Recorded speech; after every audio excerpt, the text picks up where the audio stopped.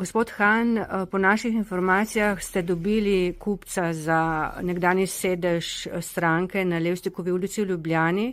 Ali lahko poveste, kdo je to? Najprej,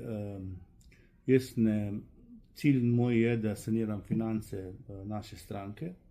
V ponedeljek imamo predsedstvo, kjer bi ukrepe, ki smo jih z generalnim sekretariatom stranke za živo sprejela, predstavil predsedstvu in na podlagi predstavitve predlagal predsedstvu tudi določene sklepe, da se sprejme.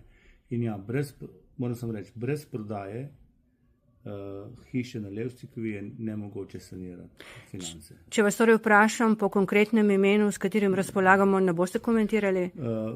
Ne bi rad in tudi ne bom pred predsedstvom, pred seznanitvijo z člani v javnosti delil, to informacijo.